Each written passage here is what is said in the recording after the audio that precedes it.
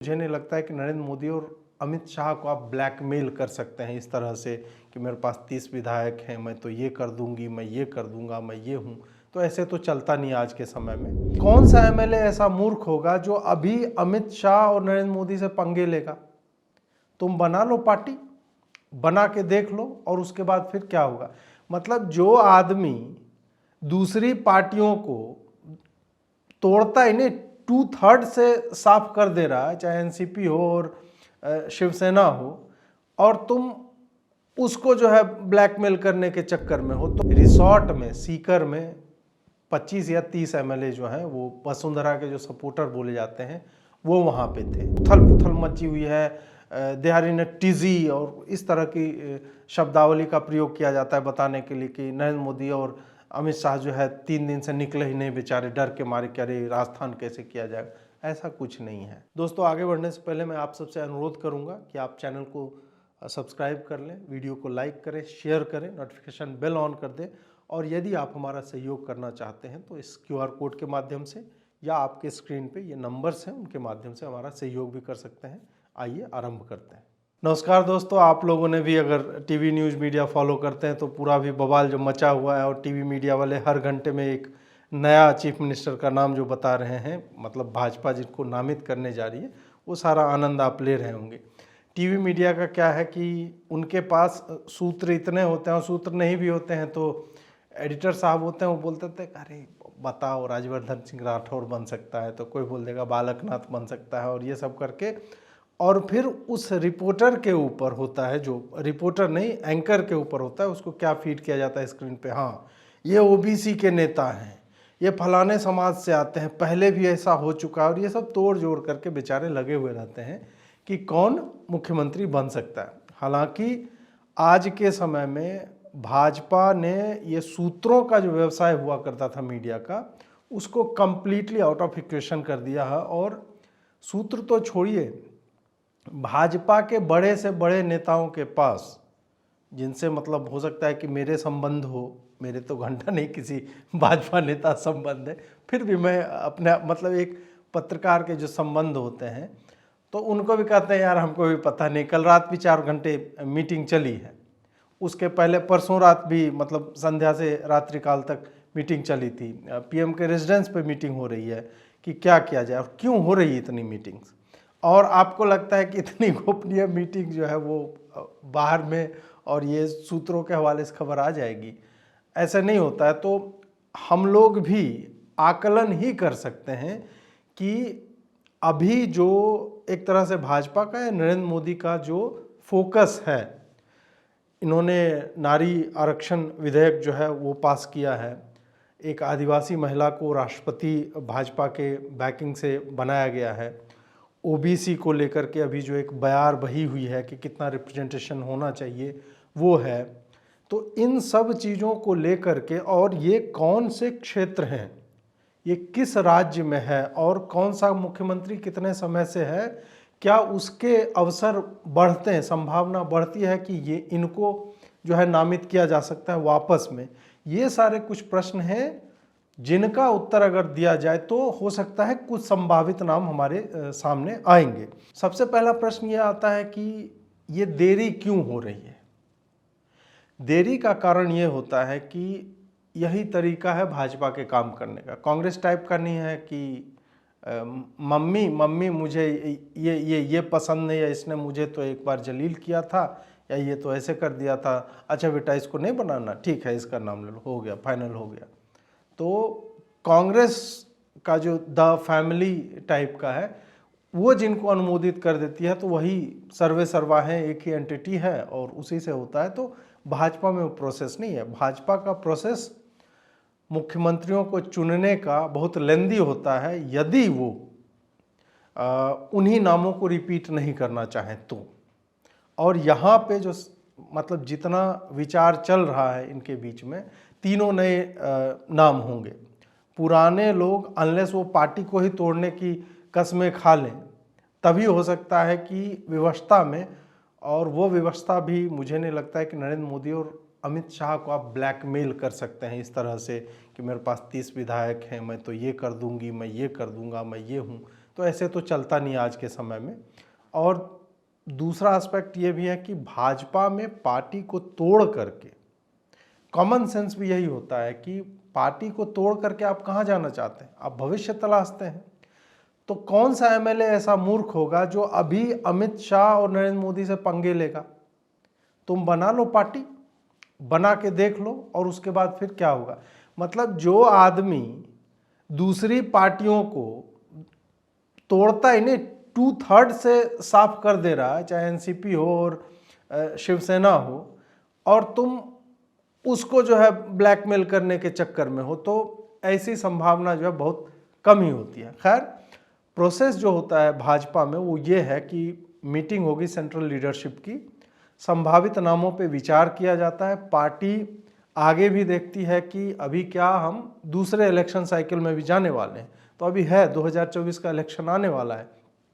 उस चुनाव को देखते हुए फिर पार्टी पूरे देश में क्या मैसेजिंग करना चाहती है कि हम ओबीसी समाज को भी प्रतिनिधित्व दे रहे हैं या आदिवासियों को, क्योंकि अभी देखिए आदिवासी और ओबीसी दोनों ही, या एससी में भी आप देखेंगे, ये सब जो है कोर वोट बैंक हुआ करते थे कि हम गरीबी हटा देंगे इन लोगों के, और वो शिफ्ट होकर के धीरे धीरे जो है आ रहा है भाजपा की तरफ। तो इन सब चीज़ों को लेते हुए फिर नाम की संभावना पे विचार होता है, कुछ नाम सुझाए जाते हैं, और जो नाम सेंट्रल लीडरशिप संभावित नाम देती है फिर ऑब्जर्वर्स भेजे जाते हैं स्टेट में। तो भाजपा जब ऑब्जर्वर भेजेगी, जब कोई उतने बड़े नेता को नहीं भेजा जाता है, मान लीजिए कि राजस्थान अभी है और वहाँ पे यदि पर्यवेक्षक की भूमिका में मान लीजिए कि अमित शाह खुद चले जाएं या फिर राजनाथ सिंह जैसे कद्दावर नेता जो है वो वहाँ पे जाए, तो इसका मतलब होता है कि वहाँ शांत करना है किसी को। तो उससे भी आप समझ सकते हैं कि किसको बिठाया जा सकता है, किसको बनाने की संभावना हो सकती है। तो ऑब्जर्वर के भी नाम अभी तक नहीं आए हैं, इसका मतलब है कि बहुत माथापच्ची चल रही है। और स्टेट के अपने जो यूनिट हैं वहाँ पे किस तरह से मतलब लोग चर्चा कर रहे हैं, वहाँ के एमएलए का क्या माहौल है, गर्मी है, ठंडी है, क्या है, ये सब जांच करके फिर पर्यवेक्षक डिसाइड होगा। और फिर पर्यवेक्षक जब वहाँ जाएंगे तब आप मान के 90% श्योर हो जाइएगा कि कौन बन सकता है, तब संभावित नाम जो है वो आते हैं। तो ये भाजपा का स्टाइल है। फिर पर्यवेक्षक जाएगा, एमएलएज की मीटिंग होती है, उनके सामने 2-3 नाम जो है डाले जाते हैं और उन नामों में से एक को कंसेंसस के रूप में कि सबकी सहमति से फलाने जो है ये मुख्यमंत्री बनाए जाएंगे। और कई बार होता है कि मुख्यमंत्री के साथ ही डिप्टी सीएम, जो उप मुख्यमंत्री का भी एक प्रचलन चल गया है कि जो उदास निराश इस टाइप के लोग हैं या फिर आपको मैसेजिंग करनी है, उप मुख्यमंत्री कुछ नहीं होता है, उसके पास कोई पावर नहीं होते, कुछ नहीं होता है, वो स्टैम्प ही है। हाँ, उसको कोई इंपॉर्टेंट पोर्टफोलियो दे दिया गया, मिनिस्ट्री दे दिया गया, तो वो मिनिस्ट्री का होता है। बट उप मुख्यमंत्री खाली कहने की चीज़ है, आप 18 बना दीजिए, इसकी मतलब जहाँ तक मुझे ज्ञात है इसकी कोई संवैधानिक वैलिडिटी भी नहीं है। ये होता है कि ठीक है मुख्यमंत्री कहीं चले गए या कुछ हो गया तो उप मुख्यमंत्री कार्यकारी सीएम की तरह काम करेंगे, यही होता है। बट बियॉन्ड दैट उसकी कोई यूटिलिटी नहीं होता है। ये कुछ लोगों को शांत कराने के लिए होता है। अब मैं उन नामों की चर्चा करूंगा जिनके मुख्यमंत्री बनने की संभावना नहीं है, डिस्पाइट जितना कैकाफोनी ये सब मचा हुआ है हल्ला गुल्ला कि ये बनेंगे और वो कर लेंगे। पहला नाम इसमें आता है वसुंधरा राजे का। उनका एक तो ये भी है कि देखिए पावर शो भी वो कर रही हैं, उनके सुपुत्र जो थे वो भी बोल रहे थे कि हमारे साथ 75 एमएलए या पता नहीं कितना सारे एमएलए उन्हीं के साथ थे और हैं, और हम तो एकदम बन के रहेंगे, बना के रहेंगे, इस तरह का चल रहा था। फिर आज सुबह मैं न्यूज़ देख रहा था, हालांकि 1:45 हो रहा है जब मैं ये रिकॉर्ड कर रहा हूँ, 11 बजे के आसपास इंडिया टीवी या कहीं पे मैंने देखा कि वो लोग बता रहे हैं कि रिसॉर्ट में सीकर में 25 या 30 एमएलए जो हैं वो वसुंधरा के जो सपोर्टर बोले जाते हैं वो वहाँ पे थे। और बाकी तो मीडिया का अपना है ना, मच गया घमासान, उहापोह में उथल पुथल मच गया है, समझ में नहीं आ रहा है सेंट्रल लीडरशिप को, उथल पुथल मची हुई है, दे आर इन टीजी और इस तरह की शब्दावली का प्रयोग किया जाता है बताने के लिए कि नरेंद्र मोदी और अमित शाह जो है 3 दिन से निकले ही नहीं बेचारे, डर के मारे कि अरे राजस्थान कैसे किया जाएगा। ऐसा कुछ नहीं है। उसमें है वसुंधरा जी को जो है बुलाया गया है दिल्ली, संभवतः आज या जब तक आप देख रहे होंगे पहुंच गई होंगी, और उनको जो है मनाने की और साधने की चेष्टा की जा रही होगी कि आप हो लिए, अब दूसरे को आने दीजिए। और इसके साथ ही दूसरा एस्पेक्ट, मतलब ठीक है वसुंधरा जी माने ना माने वो अलग है, बट एक सत्य यह भी है कि इसके पीछे वाला चुनाव जो 2018 का भाजपा हारी थी, उसमें जनता की तरफ से ये नारा आया था, मोदी तुझसे बैर नहीं, राजे तेरी खैर नहीं। तब जनता जब ये डिसाइड करती है और डिसाइड करके गहलोत को सत्ता दे दी, ये जानने के बावजूद कि कांग्रेस किस तरह से कार्य करती है स्टेट्स में जब उनके पास सत्ता आती है, और उन्होंने 5 वर्ष सहा है पब्लिक एक्सचेकर का दुरुपयोग, बिना काम की योजनाएं जिसका कोई और अंत नहीं और छोर नहीं है, कहाँ से पैसा आएगा नहीं आएगा कुछ नहीं, देते जाओ, इस तरह से करके इन्हें लगा कि जीत जाएंगे। खैर इस बार वसुंधरा जो है वो फेस नहीं थी। नरेंद्र मोदी ने कैंपेनिंग की, अमित शाह ने कैंपेनिंग की, स्टेट यूनिट उतना अधिक आपको पिक्चर में, मतलब खास करके वसुंधरा का ग्रुप नहीं दिखा। और कथित तौर पर यदि जयपुर डायलॉग्स वाले संजय दीक्षित जी की माने तो उन्होंने कहा कि कम से कम 40 सीट ऐसे थे जिस पे वसुंधरा राजे ने अपने लोगों को भाजपा के खिलाफ खड़ा कर दिया था वोट काटने के लिए। तो अगर ये सारी संभावनाएं भी हैं और इस तरह के कुकर्म ही है एक तरह से कि आप पार्टी में ही सेंधमारी इस तरह से करना चाह रहे हैं, तो फिर वसुंधरा राजे जी का तो इस चुनाव को जिताने में कोई भी योगदान नहीं है। आप जीत गई, ठीक है, आपकी 3 जो बहुत बड़े बड़े वोट बैंक हैं राजस्थान के, उसमें आपका मतलब एक आपकी एक पकड़ है, वहाँ से आप वोट पाती हैं, बट दैट डजंट इंश्योर कि आपने जो है पार्टी को जिताया है। आपने जिताया भी है तो आप वही कर रहे हैं कि सीकर में रिसोर्ट में लोग को बंद किए हुए हैं। तो ये जो है टैक्टिक्स मुझे नहीं लगता है कि ये प्रतिफलित जो है सकारात्मक रूप से होने वाला है। अब आप लोग भी पढ़ रहे होंगे कि भाई फलाने सांसद ने रिज़ाइन कर दिया, तो उसमें कुछ there is nothing more to say into it. 14 दिन के भीतर आपको ईदर ऑफ द 2 प्लेसेस जहाँ से आप चुने गए, चाहे विधानसभा से या लोकसभा से, तो वहाँ से या राज्यसभा जहाँ से भी आप इलेक्टेड रिप्रेजेंटेटिव हो, आपको वहाँ से त्यागपत्र देना होता है।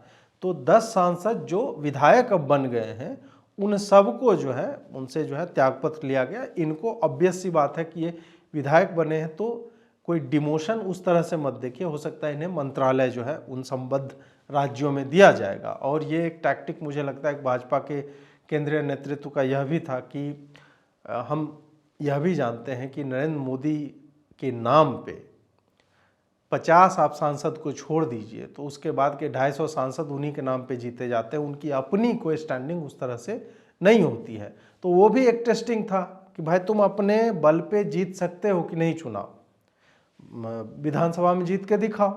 तो वहाँ पे वो विधानसभा में जो जीते हैं उनको जो है त्यागपत्र उनसे लिया गया और उनको हो सकता है कि नया उत्तरदायित्व जो है वो दिया जाएगा। अब बालकनाथ जी ने किया है, त्यागपत्र दिया उन्होंने भी, तो ऐसा नहीं है कि अब वो जो है मुख्यमंत्री बन जाएंगे, नहीं। जैसा कि हर्षवर्धन त्रिपाठी जी ने लिखा कि देश में एक ही नाथ काफ़ी है, योगी आदित्यनाथ, मतलब बाबा बालकनाथ और इनका, ठीक है। ये कुछ लीडर्स हैं, फायर ब्रांड हैं और उन्हें लोग पसंद भी करते हैं, बट हाँ मैसेजिंग के लिए उनको डिप्टी सीएम बनाया जा सकता है या कोई कैबिनेट पोस्ट दे दिया जाएगा, बट उन्हें मुख्यमंत्री बना देना एक तो अनुभव की कमी भी आप मान सकते हैं, और दूसरा अभी के संदर्भों को देखते हुए भाजपा नहीं चाहेगी कि एक और इतना जो है योगी आदित्यनाथ की तरह का, योगी जी तो हालांकि एक ही आदमी है, वो न भूतो न भविष्यति टाइप के, अब दूसरा वैसा तो बन नहीं पाएगा, तो उसमें we must not look too much into it. तो मुझे तो ऐसा नहीं लग रहा है। तीसरा नाम जो है कि जो नहीं बन सकते वो सिंधिया जी का। बहुत लोग कह रहे हैं कि ज्योतिरादित्य सिंधिया ने पिछले बार 2018 में जब भाजपा हारी थी उसके बाद एक बहुत बड़ा विधायकों का दल लेके ये पार्टी से अलग होके आ गए थे, तो उनको दी जा सकती है। उसमें दो समस्याएं आ जाती है। एक तो भाजपा जब मुख्यमंत्री का दायित्व किसी को देता है नॉर्मली, या तो तुमने अपने बल पे ही इलेक्शन जिता दिया और केवल एक राज्य ने, बाकी राज्यों में भी तुम्हारी वो है, जैसे हिमांता बिस्वा शर्मा है, उनका है तो उनको दे देगा, नहीं तो जब तक आरएसएस की बैकिंग नहीं होती है संघ की, और संघ की बैकिंग का मतलब है कि आपको पता हो कि संघ और भाजपा दोनों पृथक तो हैं लेकिन संलग्न भी है, संबद्ध भी हैं। पृथक मतलब एक पॉलिटिकल एंटिटी है, एक कल्चरल रिवॉल्यूशन के लिए काम कर रहा है संघ की अगर हम बात करें, और संबद्ध इसलिए है कि अन्योन्याश्रय संबंध है एक दूसरे में, एक दूसरे पर आधारित है। हालांकि संघ तो ठीक है इंडिपेंडेंटली एग्जिस्ट करता ही रहा है, फिर भी अगर आपके विचार के लोग सत्ता में हों तो एक सहायता मिलती ही है। और संघ से ढेर सारे लोग पॉलिटिकल मतलब एम्बिशंस जिनके थे या जिनको उस तरह का उत्तरदायित्व दिया गया वो आगे आए हैं। सिंधिया जी उनमें से एक नहीं है।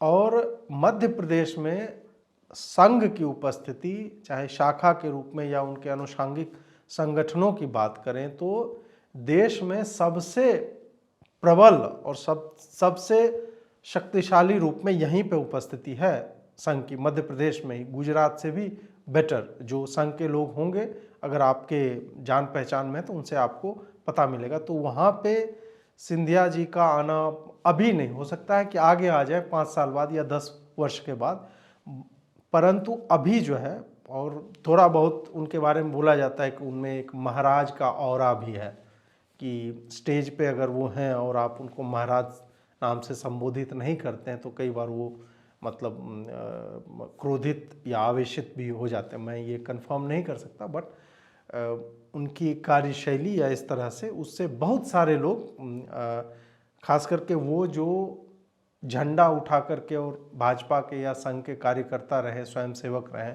और वो वहाँ तक उठे हैं, उनके लिए ये थोड़ा सा एक आप कह सकते हैं कि पुट ऑफ करने वाला नाम हो जाता है सिंधिया जी का। हालांकि मैं ये नहीं कह रहा हूँ कि उन्होंने जो किया है पार्टी के लिए, अपनी पार्टी त्याग करके आना और फिर सरकार एक बार नहीं दूसरे, इस बार भी ग्वालियर वाला क्षेत्र है जहाँ से सिंधिया जी आते हैं तो ठीक ठाक योगदान है, तो मैं उनके योगदान को नहीं नकार रहा, बट वही है कि थोड़ा सा वो एक कहते हैं ना कि थोड़ा सा रह लें, देख लें, समझ लें पार्टी को और उसके बाद फिर उनको कोई उत्तरदायित्व उस तरह से दिया जाएगा। चौथा नाम जो है वो है शिवराज सिंह चौहान जी का। हालांकि उन्होंने बहुत जोड़ तोड़ प्रदर्शन किया, गजब का काम किया, लाडली बहना योजना और ये सब है, उन्होंने सब कुछ किया है, फिर भी उनके मतलब अगेंस्ट एक ही चीज़ जाती है कि वो 18 वर्षों से मुख्यमंत्री रहे हैं और अब सेंट्रल लीडरशिप को लग रहा है कि उनको दूसरी पंक्ति के नेता भी उनको तैयार करने ही होंगे, जो पार्टी में एक स्थगन भी आ जाता है कि एक ही नेता बहुत लंबे समय से लीड कर रहा हो। तो वो शिवराज सिंह चौहान में वसुंधरा राजे टाइप का वो नहीं है, आत्माभिमान नहीं है, गौरव नहीं है। वो बहुत ही, जो उन्हें जानते हैं, बहुत ही स्पष्टवादी और सीधे टाइप के व्यक्ति हैं जो भी उन्हें जानता है। तो उनको हो सकता है कि उनको नहीं देने के पीछे एक और लॉजिक भी दिया जा रहा है कि वसुंधरा को भी मनाने के लिए कि आपको भी हटा रहे, उधर शिवराज सिंह चौहान जी को भी हटा रहे, तो इस तरह का भी एक तर्क है। तो ये तर्क वैसे छोटा है, ये तर्क तो वसुंधरा जी के लिए है। वैसे भी यहाँ पे मध्य प्रदेश में नई लीडरशिप की अगर नहीं होती तो 163-65 सीट के बाद तुरंत नामों की घोषणा नहीं होना ये बताता है कि शिवराज सिंह चौहान जी जो हैं वो पिक्चर में अभी नहीं है। हो सकता है नए लोग को किसी को दिया जाएगा। अब वो नए लोग कौन हो सकते हैं, इसमें तीन चीज़ें हैं जो भाजपा जिस लाइन पे चल रही है। एक तो है ओबीसी को दिया जाएगा, एक महिला को दिया जाएगा, एक आदिवासी को दिया जाएगा। आदिवासी महिला भी हो सकती है, ओबीसी पुरुष भी हो सकता है, एक दलित समाज से भी आ सकते हैं। क्योंकि ये भाजपा का एक तरह से आप देखिए कि ये दिखाना चाहते हैं लोगों को कि कांग्रेस या बाकी जो इंडी गठबंधन है वो खाली कहता है कि हमने कास्ट सर्वे करवा लिया, ये वो। इनके अपने रैंक्स में इन समूहों के लोग नहीं हैं जो ऊपर हैं।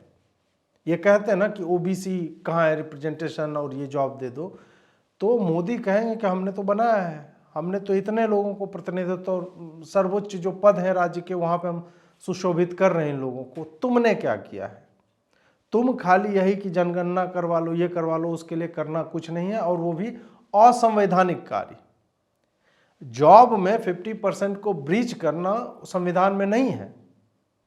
उसके लिए आपको एम्पेरिकल एविडेंस चाहिए, तो वो तो दे नहीं पाएंगे, लेकिन आप किसको चुन करके सत्ता दे सकते हैं, इस पे कोई संवैधानिक वो नहीं है। उसमें खाली 25 साल से नीचे बस वही एज का ही है, उसके बियॉन्ड नहीं है। और भारत का ऑब्वियसली नागरिक होना चाहिए, कहीं से इंपोर्टेड ना हो, तो ये वाली बात है। तो उस लिहाज से एक नाम जो बहुत अधिक चर्चा में, कल तक भी चर्चा में नहीं था, अभी आ रहा है अश्विनी वैष्णव जी का। और अश्विनी जी की अगर हम बात करें तो इनका जो इतिहास नहीं जानते हैं। तो लोग जानते हैं कि IITian है, फिर US में भी जाके उन्होंने पढ़ाई की और लॉजिस्टिक्स का उनका बिजनेस भी है और अच्छा खासा अनुभव है उनको चीज़ों को चलाने का। और अभी मुख्य मध्य प्रदेश के चुनाव के प्रभारी भी अश्विनी जी ही थे, जहाँ पे इतनी ट्रमेंडस सफलता मिली है वो भी है। अटल बिहारी वाजपेयी के समय से ये उस समय PMO में हुआ करते थे, IAS अधिकारी भी ये रह चुके हैं। उसके बाद उन्होंने ये दिया, इस्तीफा दे दिया, और फिर बाद में फिर मोदी जी के काफ़ी एक विश्वास पात्र माने जाते हैं, जैसे एस जयशंकर हैं या अमित शाह हो गए, ये लोग हैं, तो उस तरह के हैं। और ये है तो ब्राह्मण, वैष्णव ब्राह्मण है, लेकिन राजस्थान में ये OBC में आता है, तो वहाँ पे इनके जाने का मतलब उसकी संभावना है। कुछ लोग अर्जुन राम मेघवाल जी का भी, उनका भी नाम ले रहे थे, वो भी एक अच्छा चुनाव होगा। मेघवाल जी लेकिन अभी कानून मंत्रालय में CJI के साथ उनका अच्छा खासा सामंजस्य बिठाया है और ट्रैक पे लाए हैं। मेघवाल जी भी दलित समाज से आते हैं, लेकिन अश्विनी वैष्णव जी एक होता है, आप कह सकते हैं कि मेघवाल जी थोड़े लो प्रोफाइल व्यक्ति हैं, अश्विनी जी थोड़े वो टेक सेवी और ये भी हैं, और मंत्रालय भी वो अच्छे से चला रहे हैं। अभी रेलवे भी उनके ही अंतर्गत थी, और जो बालासोर में दुर्घटना हुई थी वहाँ पे स्वयं रह कर के जिस तरह से उन्होंने किया, तो ये सारे उदाहरण ऐसे हैं जिससे लगता है कि इनको चुना जा सकता है। मध्य प्रदेश में भी OBC समाज से ही किसी को बनाने की चर्चा चल रही है। नाम मुझे नहीं पता, इसलिए मैं नहीं बता सकता आपको। छत्तीसगढ़ में आदिवासी समाज से या तो महिला या पुरुष जो भी होंगे उनके बनने की संभावना बताई जा रही है। तो ये आदिवासी तो एक बनेगा, मतलब ये लगभग तय है, क्योंकि भाजपा को जो गेन मिला है आदिवासी समाज से, और फिर आपको नक्सलियों का जो अभी भी प्रभाव तो है ही, छत्तीसगढ़ में भी है, ठीक ठाक है, तो उसको भी दिखाने के लिए कि नहीं, एक आप जब राष्ट्रपति महोदया है उनको जब आप द्रौपदी जी को बना देते हैं तो ठीक है, बाकी आपको घुमाता फिराता रहेगा कि नहीं वो रबर स्टैंप है फलाना रिमका, लेकिन राष्ट्रपति जी के आप स्पीच देखिए कि उन्होंने क्या क्या नहीं किया है अपने समाज के लिए। CJI वहाँ पे उपस्थित थे, विज्ञान भवन का एक कार्यक्रम मुझे याद आता है, और वहाँ पे वो जो रिटन या प्रिपेयर्ड उनकी स्पीच होती है उससे इतर जाते हुए वहाँ पे अपील की उनसे कि बहुत सारे आदिवासी ऐसे हैं जो छोटे छोटे अपराध के चक्कर में फंसे हुए, राज्यपाल भी थी, तो जब झारखंड की वो बात कर रही थी, जब वो जाती थी तो वहाँ पे बहुत सारे ऐसे लोग हैं कि किसी ने थप्पड़ मार दिया, ईंट मार दिया, लड़ाई झगड़ा हो गया और वो पैसा भी नहीं दे पा रहे जमानत का, और अंडर ट्रायल बन के दंड जितना मैक्सिमम है उतना भोगने के बाद भी वो फंसे हुए हैं उसको लेकर के। साथ ही हाल ही में मुझे एक मित्र जो है वो बता रहे थे कि सिकल सेल अनीमिया एक बीमारी है, आदिवासियों में बहुत ज़्यादा ये होती है। उसके लिए वहाँ पे कोई राष्ट्रपति भवन में मिलने आए हुए थे, तो वहाँ पे उन्होंने ऑस्ट्रेलियन डॉक्टर थे संभवतः जो इसी क्षेत्र में कार्य कर रहे थे, तो उन्होंने उसको बोला कि अगर आपके यहाँ कुछ शोध है जो हमारे डॉक्टरों की मदद कर सकते हैं, और अपने भी डॉक्टरों को बोला कि इस पे भी रिसर्च करके इस पे भी काम करवाइए। फिर पीएमओ के साथ मिलकर के ऑब्वियसली ये सब काम जो है हो रहा है। तो वो रबर स्टैंप नहीं है, वो लगातार अपने समाज के लिए जहाँ पे भी एक डिफरेंस क्रिएट कर सकते हैं वो कर रही हैं। उसी प्रकार यदि छत्तीसगढ़ में भी आदिवासी समाज से एक मुख्यमंत्री आता है तो वहाँ के समाज के लिए जो नक्सलियों के कारण जहाँ सड़कें नहीं बन पा रही है, जहाँ स्कूल्स नहीं खुल रहे हैं, पुलिस थाना ठीक से काम नहीं करता है, हत्याएं हो जा रही हैं, बच्चियों की तस्करी हो रही है इस तरह, और ख़ास करके उस समाज के बच्चियों की तस्करी, तो ये सारा जो है ना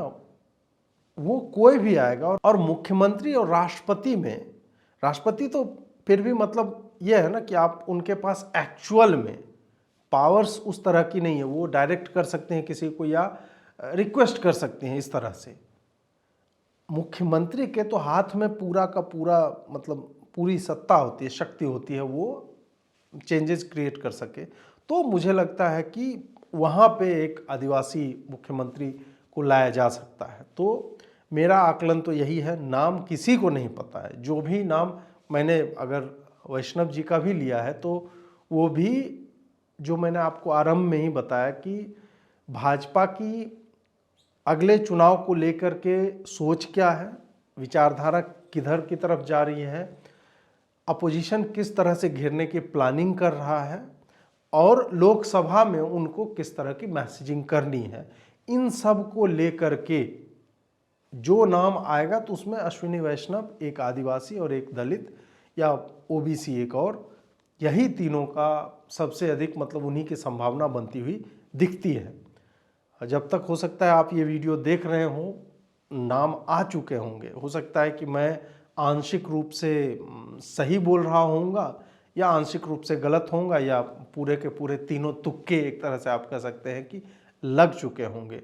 जैसा भी होगा आपको जो भी सूचना तब तक मिले कमेंट में अवश्य बताइएगा। लाइक कीजिए, शेयर कीजिए, सब्सक्राइब कीजिए चैनल को। दूसरा चैनल है जिस पे छोटे वीडियोस आते हैं, शॉर्टकट्स बाय एबी, तो उसको भी आप सब्सक्राइब कर सकते हैं। वहाँ पे भी हम यूनिक कंटेंट भी डालेंगे, न केवल जो हमारे नॉर्मल वीडियो होते हैं उसके क्लिप्स, बट यूनिक कंटेंट भी वहाँ पे क्रिएट होंगे, तो आप वहाँ पे भी जुड़ सकते हैं। सहायता करना चाहते हैं, स्क्रीन पे QR कोड है, उसके माध्यम से या इन नंबरों के माध्यम से सहयोग कर सकते हैं। जुड़ने के लिए बहुत बहुत आभार। नमस्कार।